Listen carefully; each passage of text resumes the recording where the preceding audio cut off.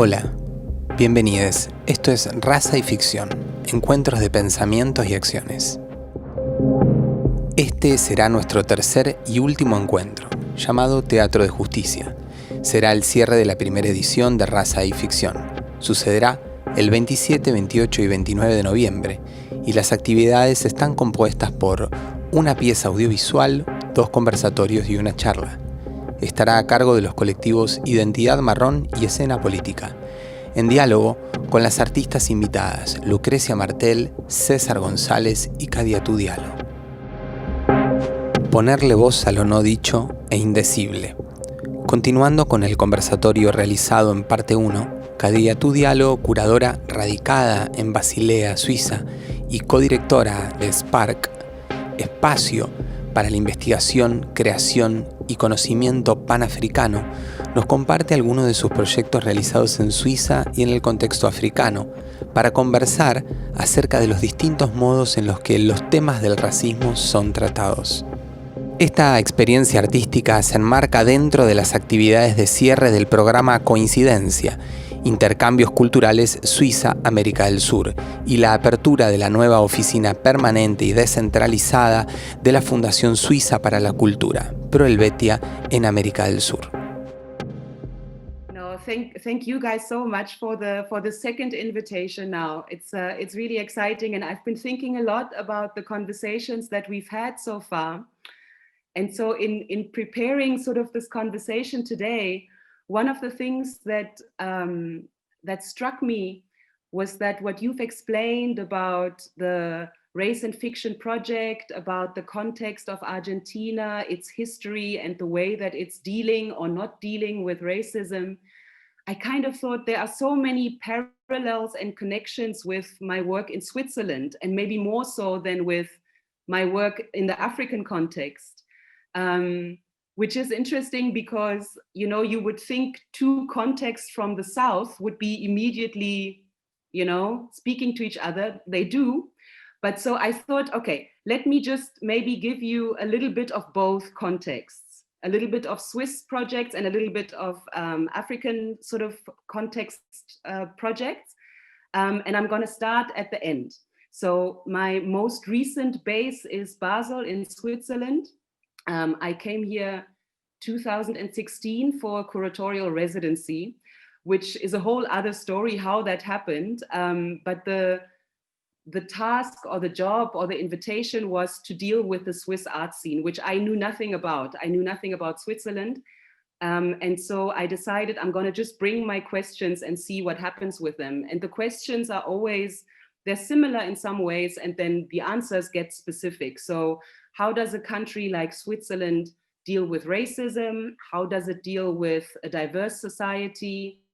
How does it deal with exclusion? And this includes gender. I don't know if you know this, but Switzerland was very late to let women vote. They were only allowed to vote in 1971, after Turkey, decades after Turkey, and how they negotiate otherness. And I had very few initial contacts, and then quickly the network became bigger. And the interesting thing was that the network was not so much only from the art scene, but very broad. So I spoke to academics, I spoke to people in activism, and we discussed some of these questions. And a core group of those people, I think maybe, I forgot to count it before now, somewhere between 8 and 12 or so, got involved in the project. And it's a very mixed group of people. So I have, maybe I can start sharing my screen so that you have something to run in the background while I'm showing you or telling you what I wanted to talk about. So I'm going to first show you not this, which is not working. Hold on, that's too early. But I wanted to show you this project. Can you still see my screen? We see you, not your screen. Okay, so it hasn't worked. Okay, so let's try again. Can you see it now? Okay, so there were a whole bunch of people, and this is the website for the project where you can see everything, because I don't have time to tell you about the whole project. But there were academics like Roy Jain, who was doing a project with a visual artist who's of Indian background and was a refugee from Uganda who ended up in Switzerland in the 70s. There were Swiss performers, there were word artists, there were DJs. So it was very mixed.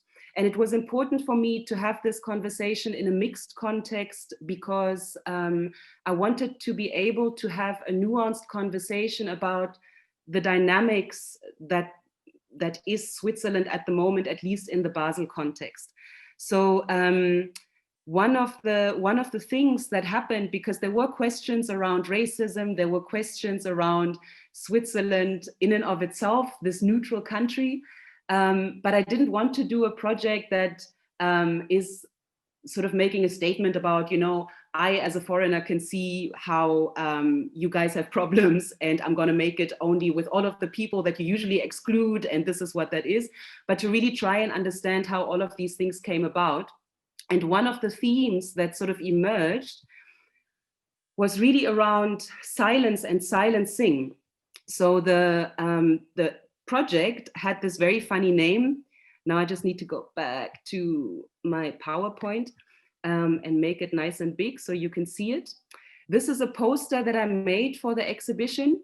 The project is called Shh, which is the sound of silencing. But the SCH is also the first 3 letters for the German version of Switzerland, Schweiz. It's also the first 3 letters for the German word black, Schwarz. It's the first 3 letters of the German word silencing, Schweigen, and a whole bunch of other things. So the idea was really to think about, you know, this pristine idea of Switzerland, these beautiful white mountains and this untouched snow, this neutral country that never had any colonies, everything's fine, everything works. And then underneath all of that, there's a whole bunch of stuff. And one of the image I took from the internet, it's a mountain range called the Agassiz Horn, and it's named after a natural scientist, a biologist and a geographer, I think, called Agassiz. And he was a racist. I mean, I think we can be as clear and as simple as that. He did studies on slaves and the inferiority of Black people. And there was a motion a few years ago where there was a grouping of people here in Switzerland who motioned for this mountain to be renamed after one of the prominent slaves that was featured in his studies. And also he generated a whole bunch of first sort of photographs of slaves. The motion was denied, so that never happened. But it was just an interesting story that I came across in the beginning of the research about the levels of histories untold, and therefore also a whole range of other dynamics. And what I decided is, I will give you the website again later, so because there are many different projects, but the one that deals in a much more frontal way with racism is a project by a word artist called Amina Abdul Kadir, who's Swiss, but she's not white. And you see her there sitting in the background of this image. And I came across her poetry, which initially it was beautiful love poetry. And I thought how amazing that she feels just comfortable to write about whatever she wants to write about. And we met and I said, oh, I find this really interesting, you know, and we talked about some of the questions I brought. And she said, yes, that is so in many ways, but I'm actually currently, this was 2016, I'm really angry. And I do want to do a project about racism in Switzerland because I'm angry. So I said, okay, great, do it. And she proposed a 4-part project. And I'll try to explain it briefly and simply. So the performance starts with her sitting like this, silently. She doesn't talk. There's a recording running with instructions for the audience. And the audience is instructed to write down all kinds of racisms that they have experienced, overheard, that they maybe have themselves.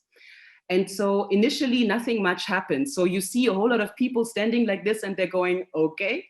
And slowly, also because some of the people from the exhibition space started to engage, she starts collecting and people write down things. And when she feels she has enough, that people have come out enough, she goes to the next station in her performance, which looks like a little stage like this. And here she has a laptop on her lap and she types. And what she types is projected behind her. And she talks to the audience. She still doesn't talk. She types to the audience. And she enters into a conversation where she will, she will read some of the things that people have written down, and she will ask questions. She will maybe share stories. And so slowly, the audience talks, and they will start sharing experiences. And what is interesting, of course, is that, the audience is mixed. So some days more, sometimes less. And then someone will say, or she will maybe even write, that when she was a child, people would spit at her because she was Black. And then someone in the audience will say, no, this is not possible. That doesn't happen in Switzerland. It's not possible. And if it happens in Switzerland, it doesn't happen in Basel. It happens, in some rural area somewhere else. It's not possible.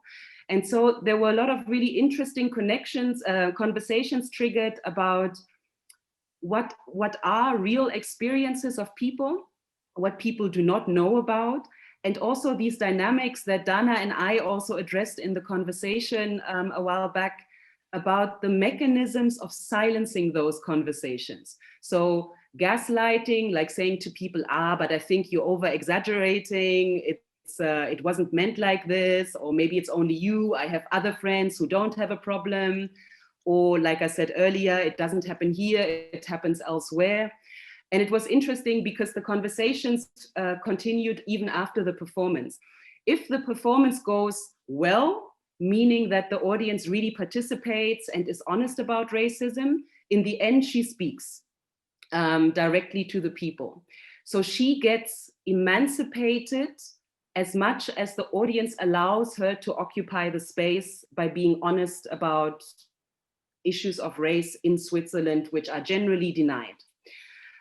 This worked really well a few times. And then the one time, I'm trying to be brief because I promised I would look on my watch. Kadiatou, sorry, would it be okay to scroll a bit up? Because we see, if there's any images of the show that are there to be seen. You mean? Because we just see she opened a black hole, an audience member at Amina. Oh, no. Oh, you didn't tell me. I was going through my slideshow. Oh, no. Okay, wait. Then I'm going to have to do this differently. I'm so sorry. Thanks for letting me know now. Okay, so I'm going to share. We really understood the show. So now to see the images, it will work actually very good. It's important that you see it. Okay, so you didn't see this either. That one. Oh, no. Okay, let's start the talk again. That's horrible. No, don't worry. Okay. You can show the images now. Okay, so this is when I spoke about the mountain and the natural scientist and the renaming, that's this image, and that was the poster for the show. And that was the title, the SCH. This is Amina when she collects all the writing. This is the audience sort of trying to figure out what is going on and hopefully slowly participating. And when she has enough, she moves to this sort of stage. And when she also starts weighing, she has little marbles, and then she puts for honest statements about racism, she will put marbles into the one side for negative and positive. And so it's a kind of process also of rebalancing by naming it, by uttering it, by negotiating it anew. And this is where she then sits and talks to the audience with her laptop in the background. And because at the one session, there was a conversation, interestingly, between two male activists, two Black male activists, who completely stole her show. So they were trying to be supportive, but what happened, she wasn't talking, and they had a conversation just between the two of them, and the whole audience attention was directed to the two men, and she was lost in her own space. It's a bit of a long story, but I mention it because for two reasons. One, because what was important about that day is also the extra additional aspect when we speak about those issues. It's not just about black and white and this and that. there are so many nuances within all of these conversations, and gender is one of them, which we often don't speak about. So it's not just Black people being heard or not being heard or being looked at and treated in a certain way. Within the groupings, there are certain dynamics, and it was important that that came up in the project, and she then changed the project. So here she is definitely talking. So the last 2 sessions were much louder and more direct. And I think it had also to do with the fact that she needed to protect herself a little bit, but I'll speak about that in one of the next projects as well. So this is just the website again. It's a simple little blog, but for the other projects that were part of the project and for more pictures about Amina's show, people could go here, and I can also obviously email you that. And one of the other, so this was that initial project. I was meant to stay for 5 months. I'm still here and I'm still doing projects in Switzerland. And one of the things that I continued from Cape Town, where I was before, to here, I was busy in Cape Town with a podcast series where I spoke to artists from different parts of the African continent. And I decided to do a diasporic series about what it means for Black artists to be and work in Europe. And one of those artists I've mentioned also in the last, in the conversation with Dana, Ntando Trele. She's a South African who lives in Bern. And she also deals with racism in a very, well, I'll show you, then you'll see. So she has 2 alter egos, and I'll just show you a few seconds so you can meet her alter egos. If I get this working, there you go. For those of you who don't know me, I am Bianca White.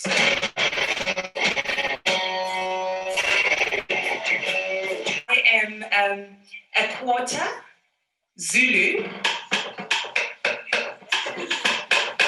I am a 5th Khoi, and I'm a 3rd generation Buremechi.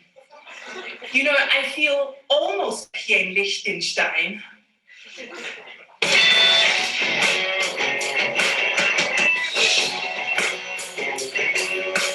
You know, I like Blacks. I used to have some of them as friends until my daddy sold them all and bought me a pet dog. Okay, so I'll stop here and maybe move to the next one because this For those of you who oh, sorry. No, okay. So Ntando is someone who works in these 2, well, she has several characters. The white-faced character is called Bianca White. And she's crass. I mean, all of her racisms, she plays a funny, I mean, you don't always know whether to laugh or not. She's funny, she's also painful in many ways. And she utters in a very direct way a lot of the kinds of racisms that are out there, but that sometimes are packaged more subtle. And she puts them and you get them one time in a very brutal way somehow. And then the other character is sort of the nemesis of Bianca White. Her name is Vera Black. And she is sort of the angry Black woman. And what's interesting about Ntando's work is a bunch of things. The one is that she often in her performances transforms. So the audience is challenged to figure out throughout the performance whether they are an ally or whether they are implicated. It's not always clear to the audience what role they play. Is it okay to laugh about racism? Is it what, they don't know how to react oftentimes. And because Ntando sometimes starts as Bianca White and at some point takes the makeup off and then she is herself, there is also a very strange metamorphosis that goes on, and it can be quite a disorienting experience for an audience. And the other important thing, of course, is that this work is for a Swiss or European audience. She wouldn't do the same piece necessarily like this in South Africa, for example, because the issues are different.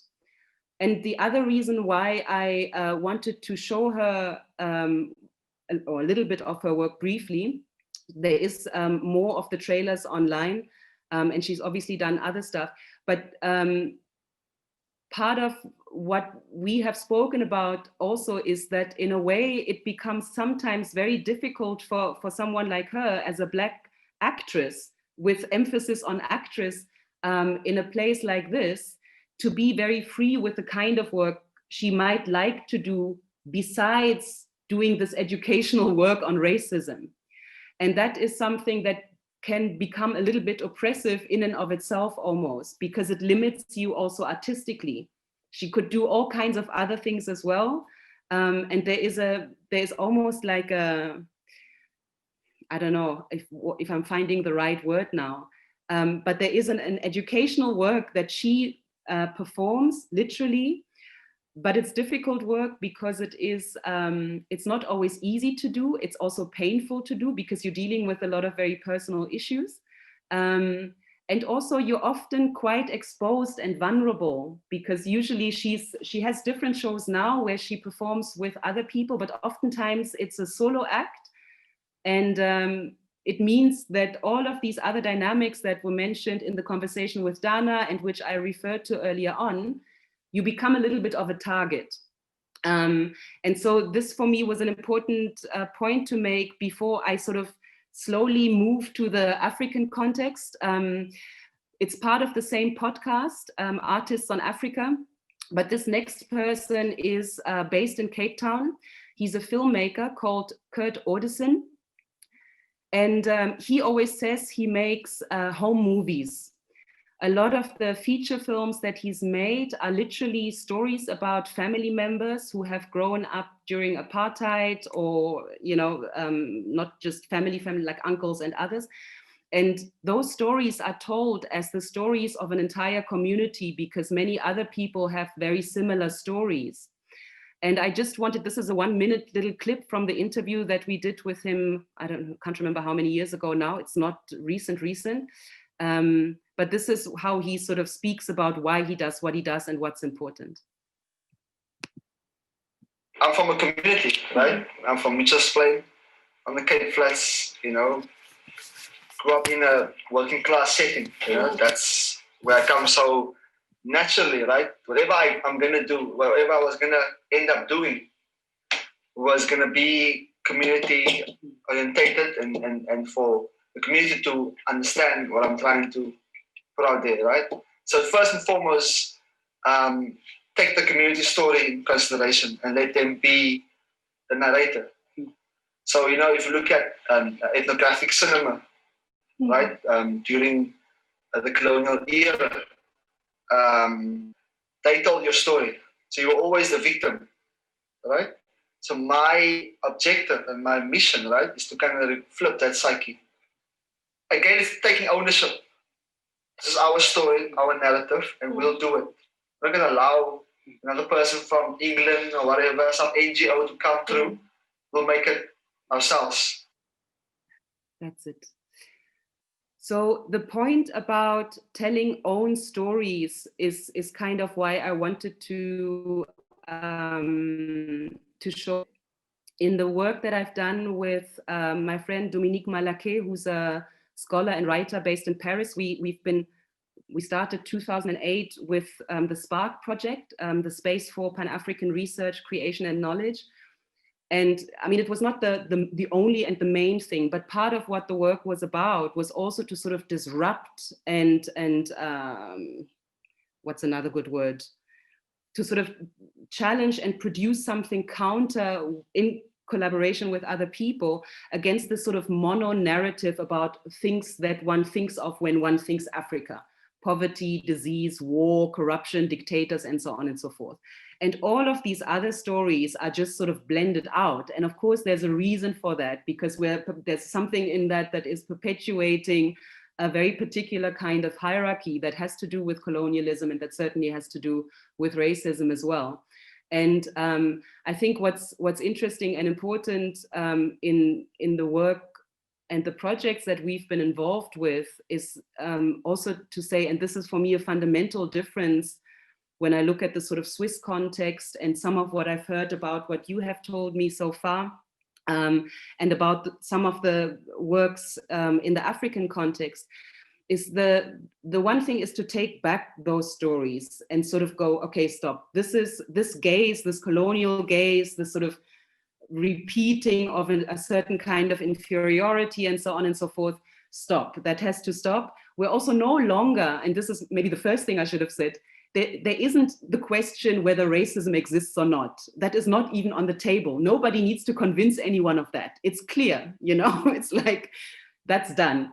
So now the question is, okay, what are we going to do about that? First of all, there's a lot of Black people there, so we tell our own stories.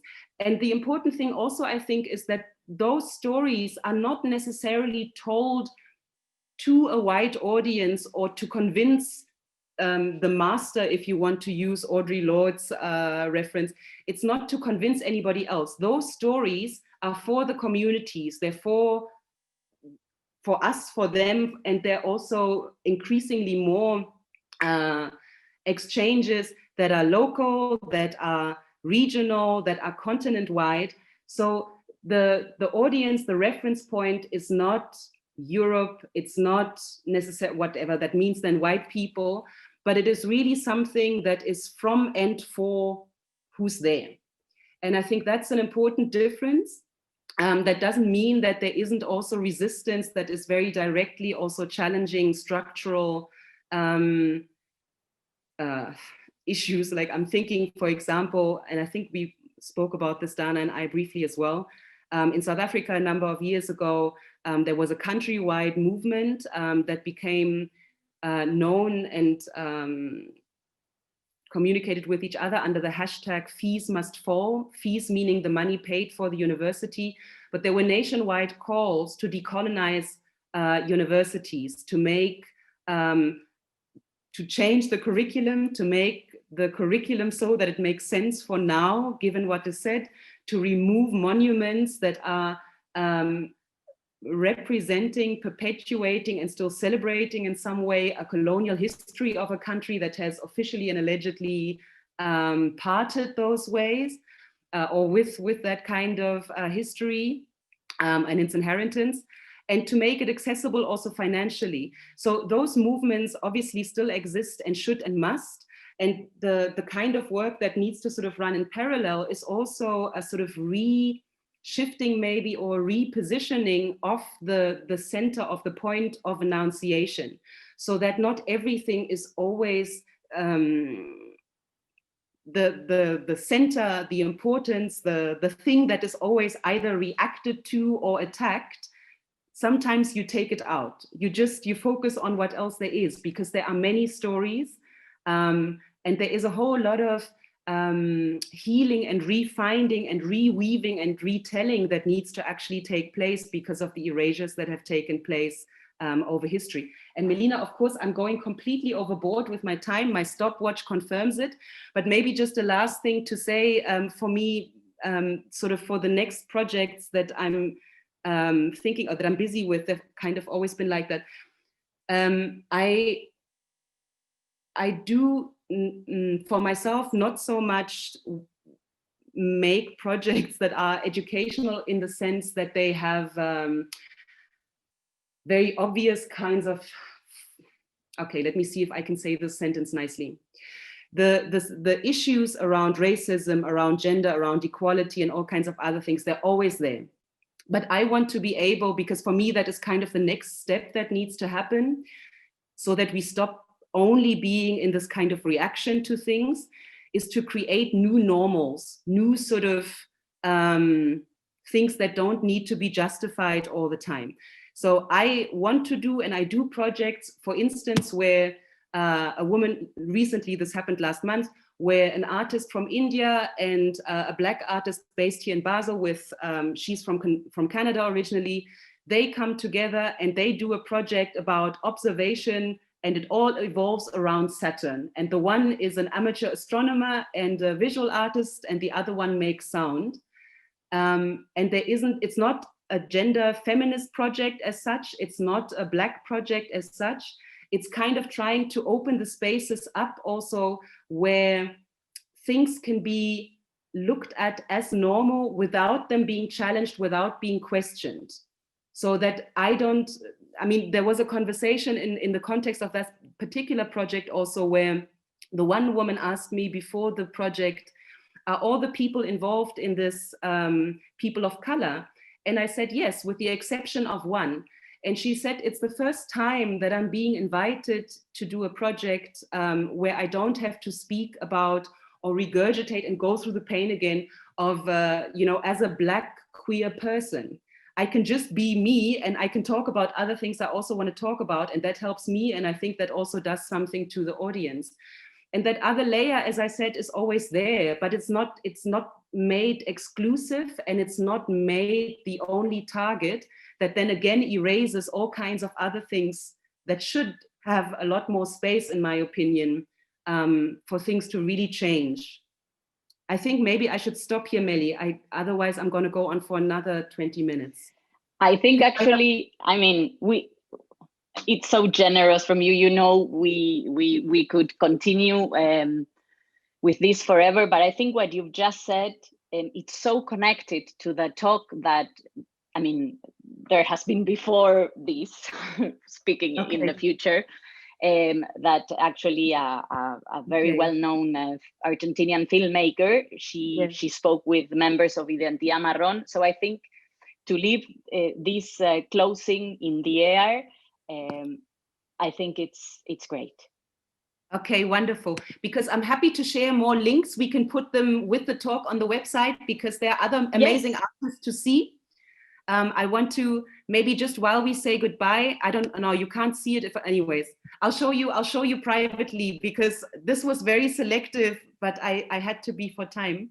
But there are so many great artists who are doing wonderful things. What we can do is in the editing, at the end, the last, before the logos and all the formal stuff, we can put a slide that can last for a few seconds where we share all these websites, and because people can always put stop, so they can take note of this and take with themselves.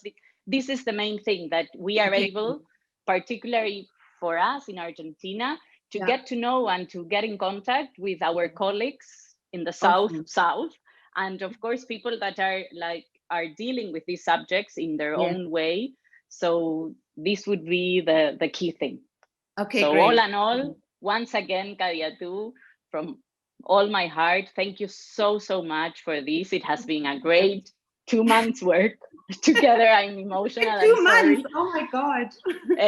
We've worked a lot together, and I have goosebumps. So yes, see you in Switzerland for sure. I'd like it very much. And if not, here we are. It was interesting to have to think about it this way, kind of blindly, because Argentina is also still so abstract, but I hope that the conversations continue. And I'd love that very much, actually. It's going to be interesting. Let me stop talking. I always talk too much. But it's been really great, and I'm very grateful for the invitation, and I hope it made sense. So a lot. Thank you so much. Thank you, guys. Take care. Thank you.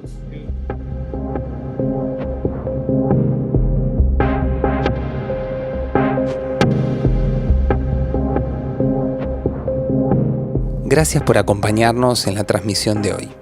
Para más información acerca de la programación y las actividades de Planta, seguinos en nuestras redes, planta.inclan y en plantainclan.com. Hasta pronto.